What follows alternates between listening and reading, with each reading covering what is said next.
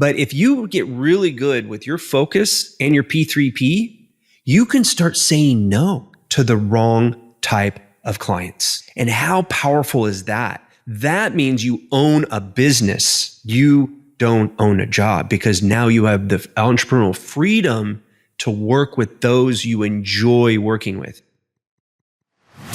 Welcome to Digital Dominance. I went from building HTML websites in high school to helping 7- and 8-figure service businesses generate more revenue through better design, SEO, and marketing.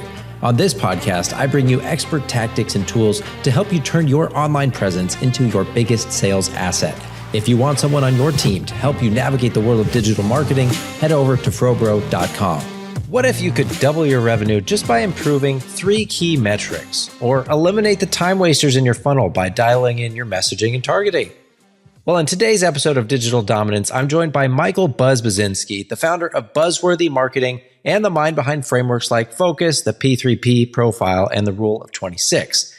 Buzz helps B2B businesses install marketing systems that predictably generate profit, and he's here to share practical strategies to attract better clients, simplify your marketing, and finally put an end to feast or famine lead generation. So welcome to the show, Buzz. I'm glad to have you here. Well, thanks for having me, Jeffro. Yeah, I'm excited for our conversation, and I'm going to start with a softball question, but I do want to hear your answer. You know, there's a lot of business owners that try to be everything to everyone. So in your opinion, what's the risk of doing that, especially when it comes to digital marketing? Well, let's see. There is, and it doesn't really matter what industry you're in nowadays, there is so much competition that if you are vague about who you are, then you will blend into the noise. There's a lot of noise, right? Like, what is it? Like three or 4,000 marketing messages a day every single person gets. It's insane. Right? And so if you ever have a friend who was like just known for something, like I was known for playing guitar. So Buzz was like, oh yeah, Buzz is a musician, right? But I did a lot of other things, but that was the one thing that we stood out in, right? And so I always say that when you try to be everything to everyone, you become no one to everyone. Right. And so many people are trying to market all the things to all of the people. And the biggest thing that happens with that is that you are inefficient with your marketing because you're trying to basically shotgun out, right? And now a shotgun is great at close range because it packs a punch, right? And it's like everything hits, right? But the further away from that shotgun, which is what we'll call like the top of the funnel, right? So it's kind of this V shape that goes out. So the further away you get from your core center, the people that know who you are already, the further away you get from there, those pebbles start to span out. And now less and less are hitting the mass that you were intending because you're trying to go everywhere with it. Now you have these little pebbles that are doing it versus a sniper rifle, nice big bullet. Goes to one place, right?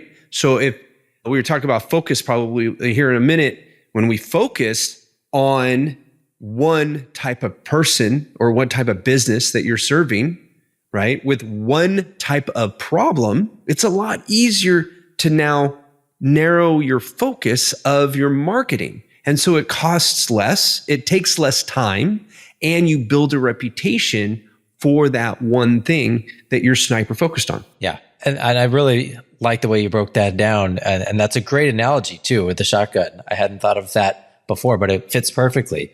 And I think there's so many ways we could look into that. Like there's layers of why people don't want to do that, right? Or they're worried about what might happen if they do that. It's called fear. It's fear. They feel like they're going to lose business. And I think that and I did it, guys. Like everybody who's listening, I am imperfect. Okay. So I'm only speaking from experience. For 13 years, we were a creative agency that dealt with every type of business and had I can't remember how many service products we had, but we had 5 departments within my company. And each of those departments had multiple services it provided. Okay. So yes, I've lived that. We were so afraid of losing business, the business we couldn't, that we might have to give away to somebody. But if we come at it at a mindset of abundance and realize there is more business than all of us combined can handle, but yet we still think, we fear that we're not going to have enough, rather than just double down on what we really want, the type of business we want to do with the type of people we want to do business with. Love it. Well, I think we should get into your focus framework here. So does that stand for something? Yes. Yeah. So focus is an acronym that stands for fix one clearly urgent struggle. Okay. So I'm in marketing. You're in marketing, right? We can fix a lot of things, right? And I get the analogy I'd like to use today is car mechanics. Okay. Most mechanics can look at most cars and do most things, right? But say you have a Corvette. That's kind of a nice car, right? Do we take the Corvette to the Subaru dealership, or do we take it to a Chevy or a Corvette specific mechanic? Definitely the specific one.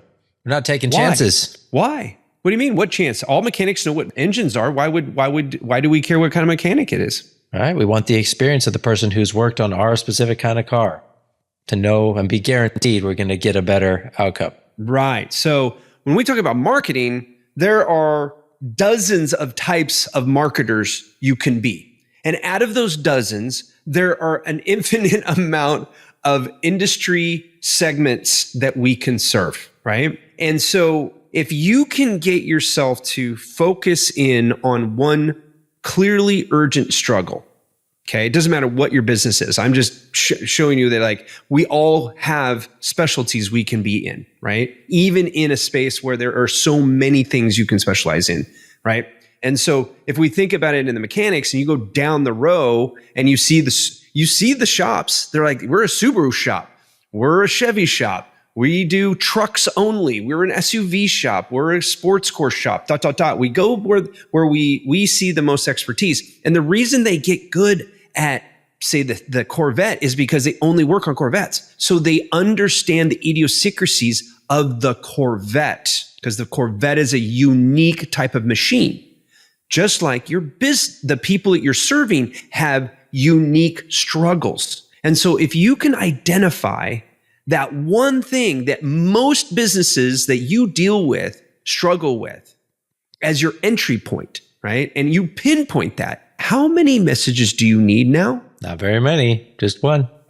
Just one. So I equate it to, do you remember ever seeing those shoebox cameras? Oh, yeah. Mm-hmm. With the pinhole. Okay, all right. So for those who don't know, shoebox cameras made out of shoebox, right? And the first thing you do is you cut a hole in one end and you put you tape some tinfoil.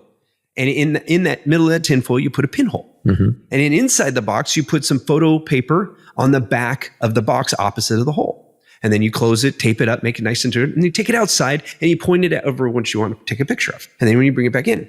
Now, the whole premise is that all light comes through that one pinhole. And once it's through the pinhole inside the box, all that light then disperses back to the back of the box and paints the whole entire picture. So I don't care how many services you have. It's just much easier to connect with people where they need to be best for your business, right? So you have these requirements. I just did a podcast on this, or actually it's coming up here really soon. I just recorded a podcast on the fact that like you have requirements of things that people need to have. Certain things need to be in place before people can work with you, regardless of what type of business you have. In the B2B world, usually it is a stage of business, regardless of what type of service you're in, right? Even if you're at startup, you're like, okay, well, at least you need a business license for me to engage with you. That might be your requirement, right? But for folks like me, we're like, hey, no, you need to be like in the mid to upper six figures, or at least in the 7-figure space for us to have the most impact. Okay. And so we focus on those things, right? And so I have these, that what we do is we fix random acts of marketing. That's the struggle, is that they're dealing with random acts of marketing. They're not getting predictable profit from their marketing exercises, right? That's the pain.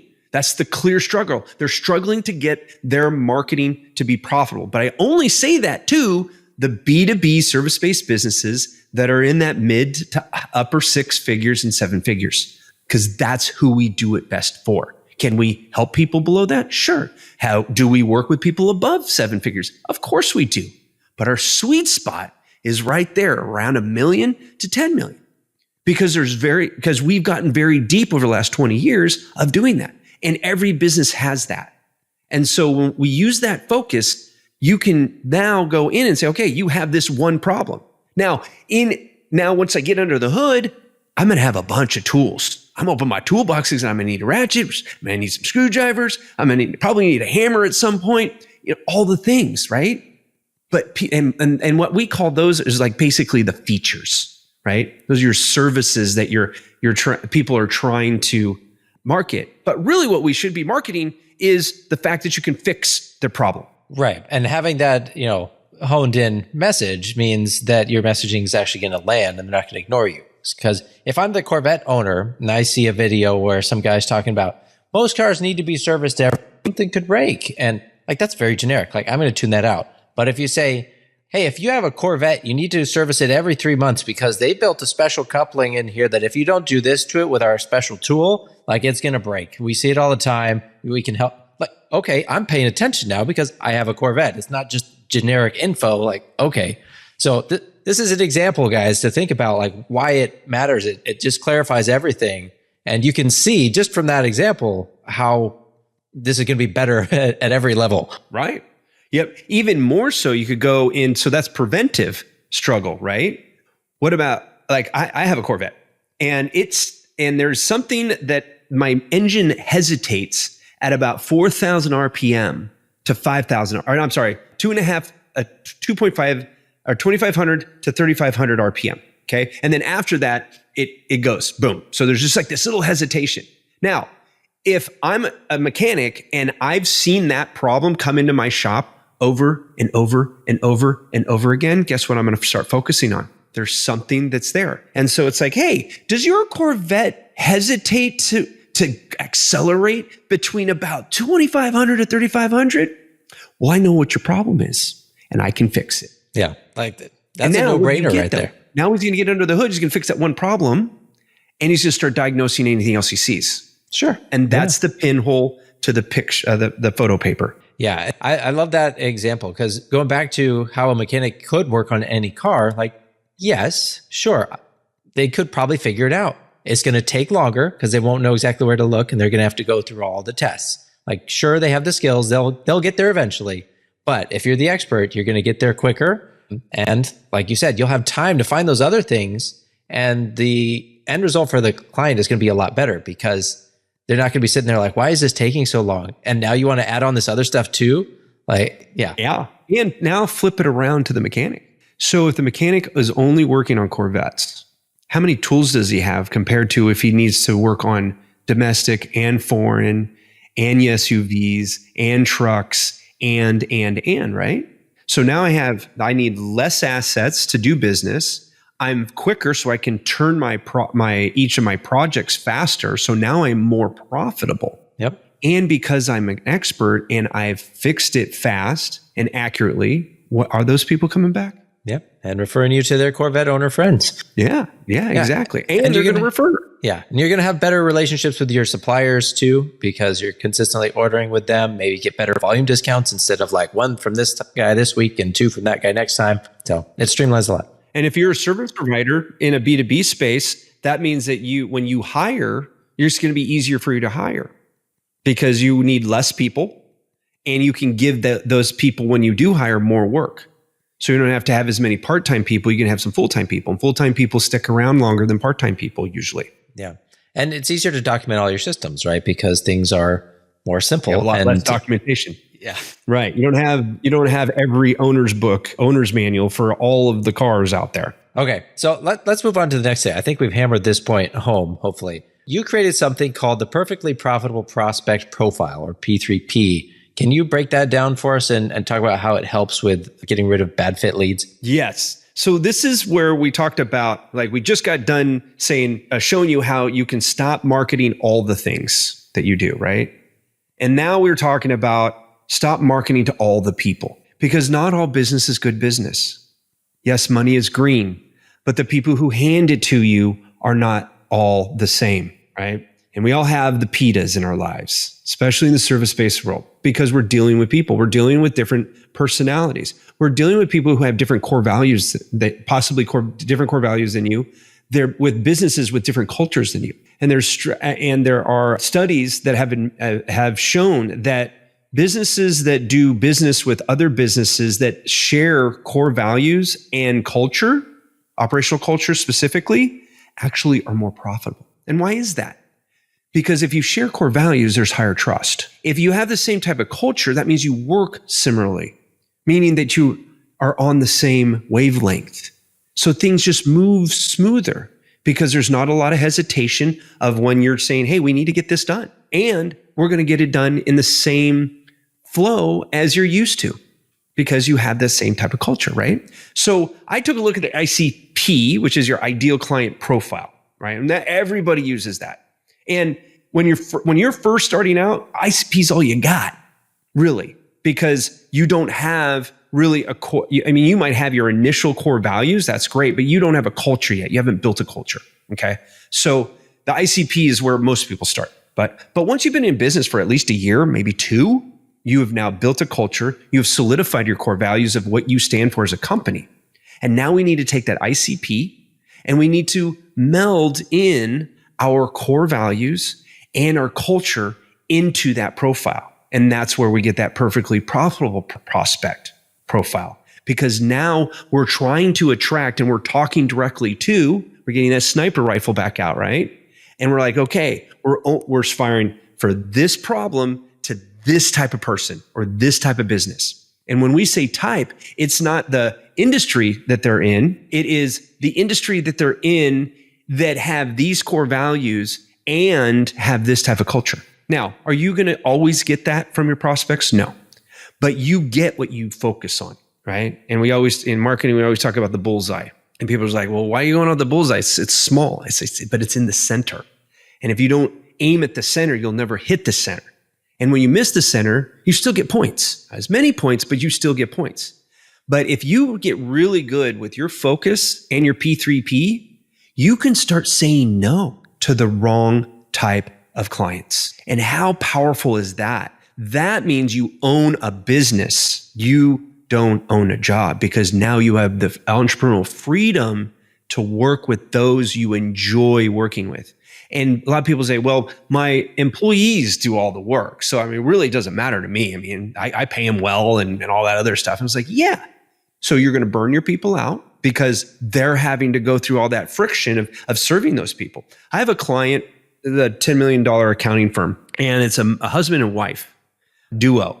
He's the CEO and he does all the sales, and she's the COO and does all of the client services, right? They don't have, so when he goes and makes a deal with somebody just to get them through the door, she then has to pick up the pieces of resetting the expectations. Now they're a married couple. We get them in the same room and we finally get them to talk about it. But there's this going on, right? Because she knows it's like, well, we need to grow the business. And so that's the pain. But is it? Because now she's having to deal with PITA clients because they were brought in on the wrong premise or they weren't the right fit. He should have said no, right? So it's a mindset. It's not just the fact, like when you're first getting started, you're going to take your first 10 clients any way you can. You got to pay the bills. But once you get to number 12, 13, you should be able to start saying no and start firing clients. So when you say yes to 13, you now look at your worst client, your biggest PITA, and they're usually your lowest paying client,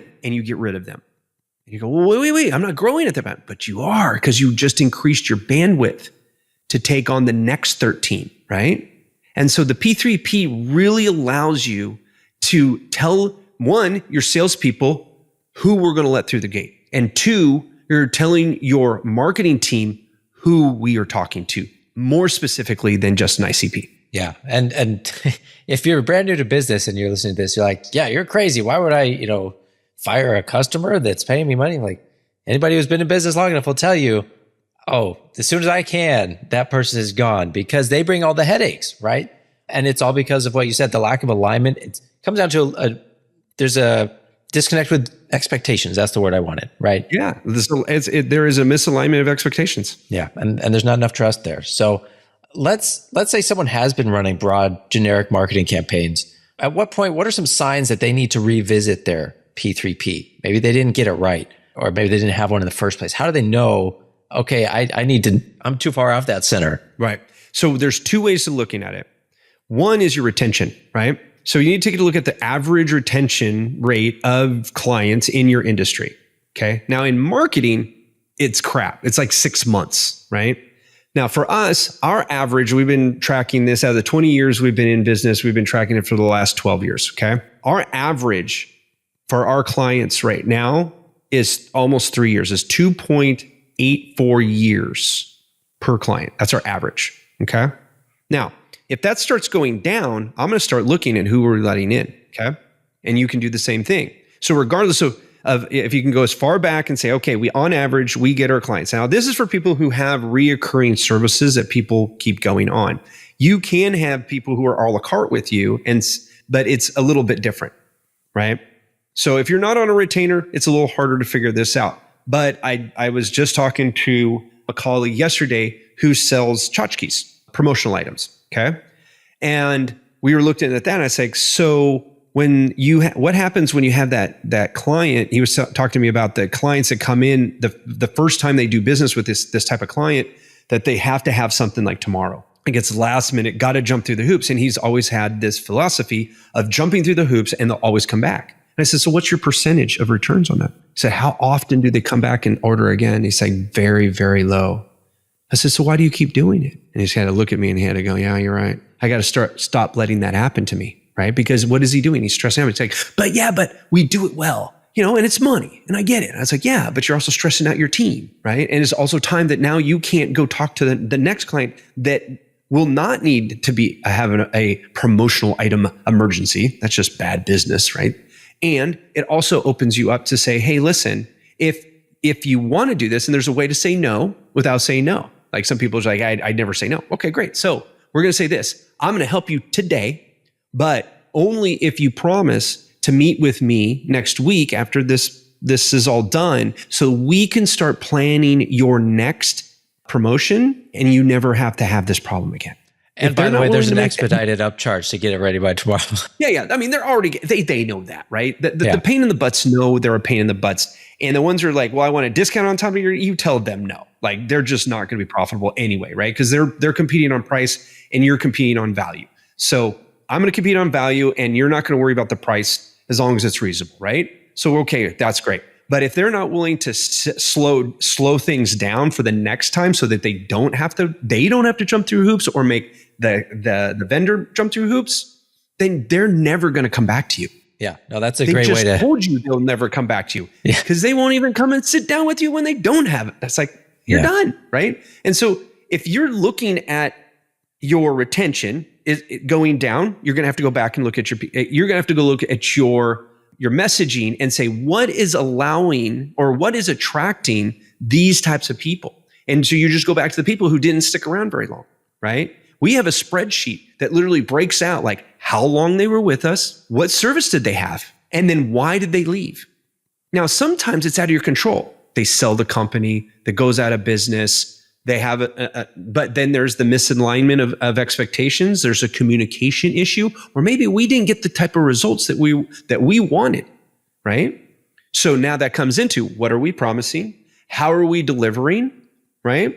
And how are we communicating? So all of these is feedback, so so it's a consistent process, right? We go, hey, we just had this person leave. We don't think they should have left because of we fell short here. Right. And you have to have that constructive dissatisfaction of making sure that you're always trying to improve and iterate your process so that you're always giving the best service and the best outcomes, because that reputation is irreplaceable. It's invaluable, right? It's priceless, right? And so it's either going to be how many times you have to jump through hoops if you don't have recurring revenue, and how many times they come back, right? And you kind of start looking at that. Or how long are you retaining your clients, and are you seeing a fluctuation of that based on the type of people coming through the door? Right. And I love that you track that stuff, because once you track it, then you can manage it and improve it and everything else. So while we're talking about metrics, your book, The Rule of 26, focuses on 3 core metrics that can help a company's revenue. So Can you tell us what are those metrics? And I'm also curious where the 26 comes from. Well, you're going to find out because that's part of the rule. So the rule of 26 came about when, if you go to like CRMs like HubSpot, you can track like 126 different metrics in the CRM. You go to Spotify, they've got something like 76. I'm like, why? I mean, there's use for a lot of them, right? And in marketing, those are just the top. I mean, if you start getting into business intelligence and all the other things that can be plugged into that, you're talking hundreds upon hundreds, maybe probably over 1,000 different types of metrics you could be tracking. But who has the time or even the inclination to be looking at those numbers and what do they actually mean? A lot of them are lagging and others are what we call vanity metrics. Yeah, likes, lots of those. Engagement, stuff like that, right? And for the business owner, what's the number one thing a business owner wants when they're doing marketing? Revenue, customers. That's right. They want return on investment, revenue. That's all they care. So I'm like, okay, so maybe we should be looking at the KPIs that actually drive revenue. So I look at, and this is specifically for your website marketing, right? And so I looked at all of the KPIs you possibly could look at, right? And I boiled it down to these three. And that is traffic, because without traffic, you have no business. Conversions, without conversions, you have no business. And your average revenue per client, the quality of leads you're bringing in, okay? If you increase each of these metrics by 26%, you will double your revenue. Just 3 KPIs. Now, we just talked about focus and the P3P. Those 2 things right there will probably increase your average revenue per client more than 26% like that. And you can go back to some of your clients now that are PITAs and tell them, by the way, this is what we're doing and this is what we're going to charge. Because a lot of people are not charging enough for their services, right? They're just trying to get the business to the door. And it's like, okay, wait a second. I'm undercharging. I'm losing money doing that service, right? So some of it has nothing to do with marketing, but quality of the leads is there. The great thing is this, as you're increasing one of those metrics, so a lot of times if you have a decent enough conversion rate, so say you're getting a 2.5%, 3.5% conversion rate. So for every 2 or 3 people for every 100 people who come to your website, 2 to 3 people raise their hands, right? And out of those, you're getting a decent close rate, right? So then it depends on what your close rate usually is, right? So that's all there. But if you increase that by 26%, you're only talking like a 0.5% higher. And you're getting 26% more revenue just like that. Just focusing on that one thing. Oh, focus. That word keeps coming up. I don't know why. And the same goes for traffic. If your conversion rate stays steady and you bring in 26% more traffic, you get 26% more opportunities to sell. And if your close rate is good, it stays the same, you're going to have 26% more revenue. You add all 3 of them together, it is an exponential or a leveraged equation that gives you double the revenue from your website. And the great thing is that you can do it again. And now you quadrupled your revenue. Why not? Why stop, right? Keep doing it until it stops working. Do you find that most businesses are ignoring one of those 3 areas in particular? Like, is there a weakest link that you see when people come? Average revenue per client. Okay, so they're undercharging. They're undercharging. They're allowing tire kickers and PITAs into their gates, in through their doors, right? The quality of their leads are very low, right? So if you're finding yourself, and you say you have 3 levels of service, and you find yourself closing more of the lower tier of the 3, you have a quality of leads problem, which is messaging and or placement. So your traffic is crap. Okay, so because you can have a high conversion rate, but if you're only selling the bottom, you're talking to the wrong people, right? So if we can get it to where your average buyer is now buying in the middle and you're getting a couple more percent up at the top, that's really easy to get 26% more average revenue per client from that traffic. Yeah, that makes sense. But most people ignore it. We are getting at the end of our, I mean, I could keep talking to you for a long time. This has been a masterclass, I think, guys. This is super insightful. I hope you guys are taking notes. I love the clear frameworks. Like, a lot of this is very practical and actionable, guys. You can take this and start looking at the metrics that you're tracking or not tracking today and start tracking them and start doing this stuff. So if you guys want to connect with Buzz and get a free copy of his book, The Rule of 26, you can use the links in the show notes. But to wrap things up, Buzz, here's your final question for us. As we look toward the next 12 months, what is one thing you think service businesses should stop doing in their marketing?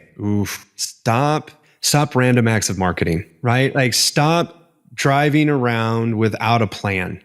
There's so many people without a marketing plan because they just buy the next new shiny thing. And there's a lot of new shiny things, especially AI. AI is a very shiny object and it's very alluring, but in the wrong hands, in an untrained hand, and especially without a strategy, it is extremely dangerous. It is a very wasteful commodity. I mean, it's already a commodity, guys. Like it has been commoditized. You can get it for $20 a month. You can get all of the AI you possibly could ever want, right?